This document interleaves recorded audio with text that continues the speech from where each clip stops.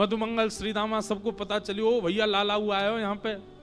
ठाकुर जी रत्न सिंहासन पर बैठे हैं और बड़े बड़े वेदज्ञ ठाकुर जी की अर्चना कर रहे हैं, सूर्य ग्रहण का समय। तभी ठाकुर जी ने देखी वयोवृद्ध कुछ लोग बड़े आस भरी दृष्टि से ठाकुर जी को देख रहे हैं। ठाकुर जी देख करके समझ गए, बोले अरे जी तो श्रीदामा मधुमंगल। ओहो, ठाकुर जी देखते ही कूद पड़े अपने आसन से, लिपट गए उनके अंग से। सब वयोवृद्ध जैसे हो गए, ठाकुर जी को अपनी गोद में ले रहे हैं। लाला तू तो अब नेक्सो सही है। ठाकुर जी बहुत रोए, बोले सब आए हैं यहां पर? बोले हाँ। यशोदा मैया भी आई हैं? बोले हाँ।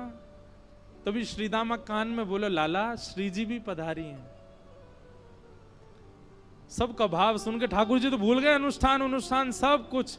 अब तो बस ठाकुर जी ऐसे छोटे बालक की तरफ बिलकने लगे, मोए मिलनो है, मोए मिलनो, मैया ते मिलनो, मोए बाबा के पास जानो है। कहां एक क्षण पहले राजाधिराज द्वारिकाधीश बनकर के बैठे हैं, एक क्षण पहले बड़े बड़े राजाओं की पंक्तियां सामने पुष्पांजलि कर रही है, एक क्षण पहले वेद साक्षात सामने खड़े होकर के हाथ जोड़ के खड़े हैं। ब्रजवासियों को देखते ही ठाकुर जी नन्हे से बालक बन गए। तभी यशोदा मैया आई, दो गोपियां पकड़ करके ला रही हैं। यशोदा मैया बहुत वृद्ध हो गई हैं, नेत्रों से दिखाई नहीं देता अब। ठाकुर जी ने जैसे ही यशोदा मैया को देखा, आज 100 वर्ष बाद यशोदा जी ने अपने लाला को और लाला ने अपनी मैया को देखा। ठाकुर जी लिपट गए चरणों से। मैया ने उठा करके अंक में भर लिया। ठाकुर जी से कहने लगी, मेरो लाला, मेरो कन्हैया, मेरो कनुआ, इतने दिनों बाद आज मुकु मिलो। ठाकुर जी गोद में लेट गए यशोदा मैया के और वक्ष को बार बार यशोदा मैया के वक्ष पर हाथ रखने लगे। बोले मैया मुझे बहुत वर्ष है गए, बहुत याद आई, मैया तू अपनो दूध पिवाए दे। ऐसा वर्णन करते हैं कि अति वृद्धा यशोदा मैया की गोद में जैसे ही ठाकुर जी लेटे, यशोदा मैया के वक्ष से दूध प्रकट होने लगा।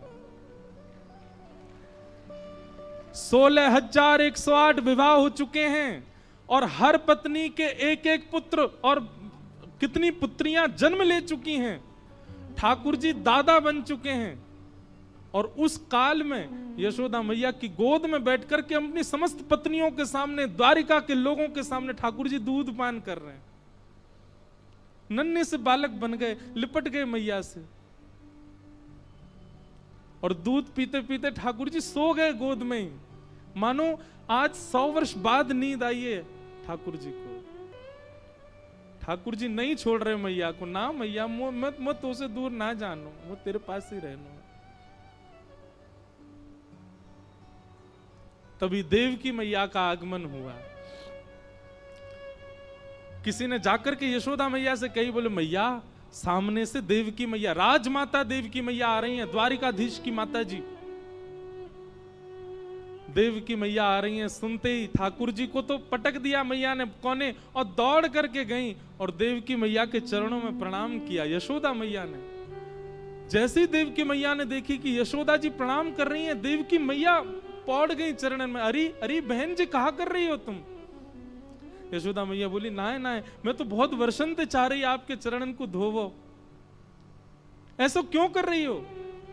यशोदा जी बोली, बस धन्यवाद कहना चाहूं बहन, तेने हमारे ब्रज के प्राण को जन्म दियो। पालो मैंने, बड़ो मैंने कियो होगो, लेकिन जन्म तो तेने दियो, दियो तो तेने ही मोकू। यदि देवकी मैया तुमने कन्हैया नहीं दियो होतो तो हम ब्रजवासी कब के पधार गए होते, हम कहां पड़े होते, कौन जानतो, कौन पूछतो हमें। आप पूजनीय, आप वंदनीय देवकी मैया। नंद बाबा वसुदेव जी का मिलन हुआ। तभी ठाकुर जी के पास गयो श्रीदामा और श्रीदामा जाके बोलो, लाला देख समय ज्यादा ना है, किशोरी जी पधारी हैं, अपने शिविर में विराज रही हैं, एक बार दर्शन करे आ। किशोरी जी पधारी हैं, सुन करके ठाकुर जी तुरंत छुप करके वहां से निकल गए। यहां ललिता विशाखा आदि सखियों के मध्य में हमारी लाडली जी विराज रही हैं। और तभी बैठे बैठे अचानक बोल पड़ती हैं, ललिता जरा द्वार पे जाके देख तो, ऐसा लगता है शिविर के द्वार पे कहीं कन्हैया तो नहीं खड़े। विशाखा जी बोली, अरे नाय श्री जी, आप मत सोचो ऐसा, कन्हैया है कुरुक्षेत्र में ही, लेकिन वाकी तो बड़ी आराधना चल रही है, बड़े बड़े वेदज्ञ, बड़े बड़े ऋषि, बड़े बड़े महापुरुष वाक्य अर्चना कर रहे हैं, वो काय को आवेगो सब छोड़ करके।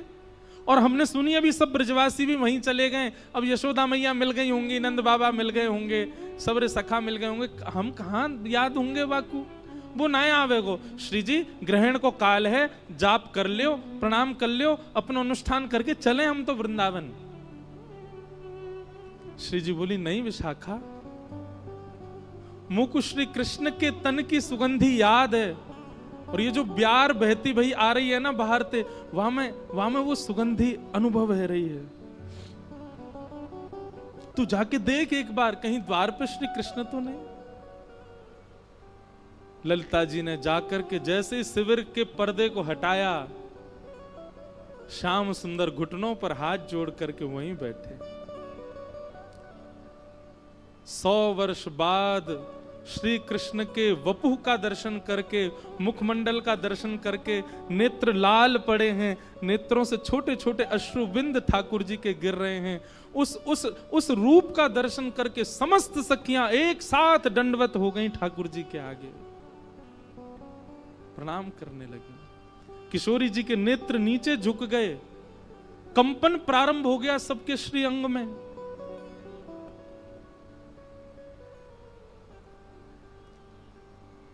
ठाकुर जी भीतर पधारे। किशोरी जी देख नहीं रही हैं ठाकुर जी की ओर, बस कुछ कर रही हैं, रखती कुछ हैं, उठाती कुछ हैं, कहीं चलती हैं, कहीं बैठती हैं, बेसुध सी हो गई हैं, बस नीचे निहार रही हैं, देख नहीं रही ठाकुर जी को। ठाकुर जी किशोरी जी को देख रहे हैं।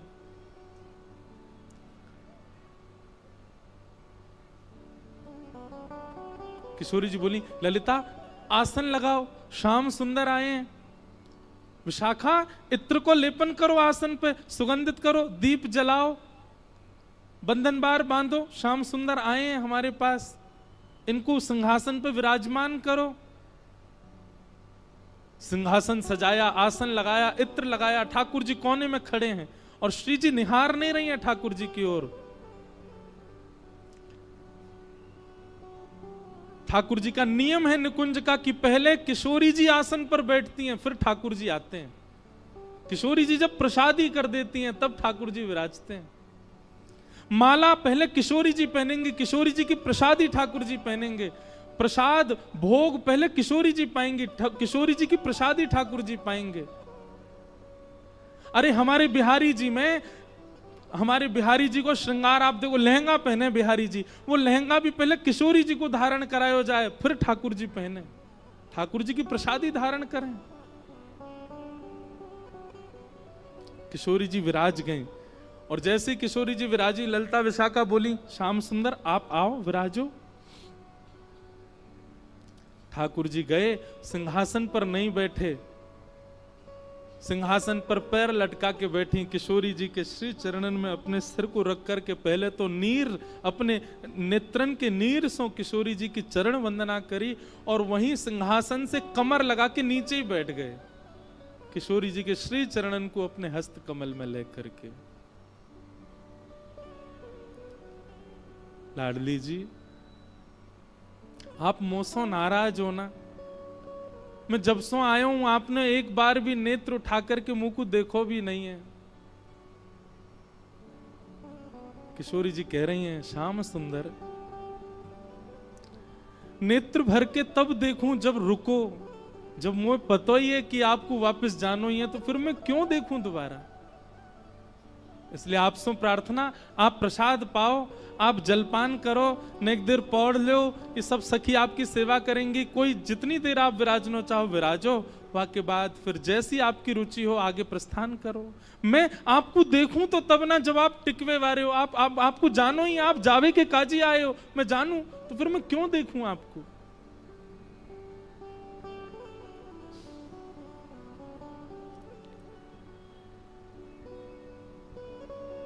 ठाकुर जी ने तुरंत किशोरी जी के हस्त कमल अपने शीश पर रखे, बोले मुझको क्षमा कर दो श्यामाजू, या संसार के उद्धार के लिए या संसार के कल्याण के लिए, कछु लीला संवर्धन के लिए मुझको ब्रज त्यागनो पड़ो, ब्रज से आनो पड़ो। लेकिन आप तो सब जाने कि वैसे तो मैं नित्य ब्रज में ही निवास करूं, वैसे ही तो मेरो वास आप में ही है, मेरो वास सब ब्रजवासीन में है। आप सबन को अभी तक अनुभव मेरो है तो रहो, या को मतलब मैं संग ही रहूं, पर एक लीला के रूप में मोको वहां से आनो पड़ो, क्योंकि जगत उत्थान भी तो करनो।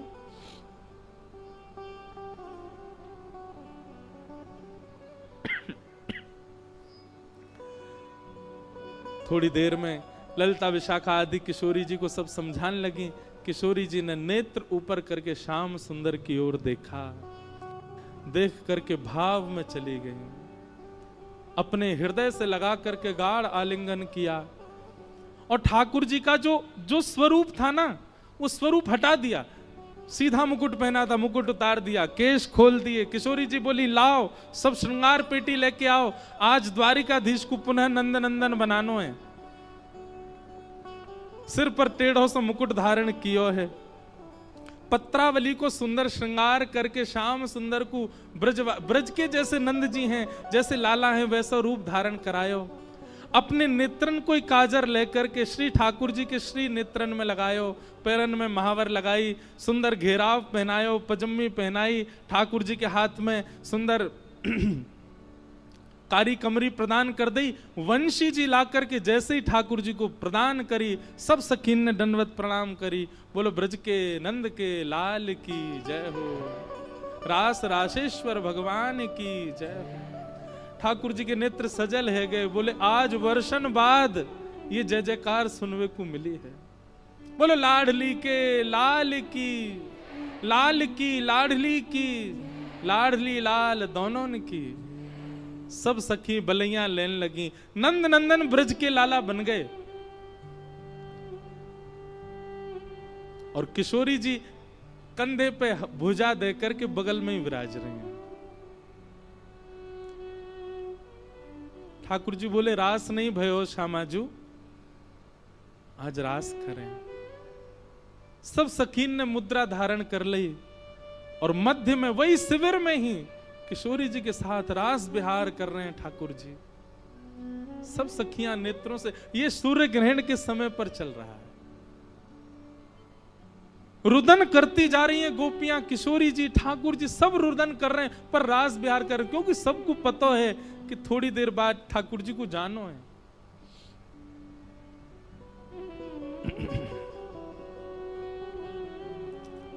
रास विहार कियो। रास विहार के बाद ठाकुर जी क्षमा याचना करने लगे। किशोरी जी आप बस मोको क्षमा कर दियो, कभी मोसो ऐसे नाराज मत रही हो।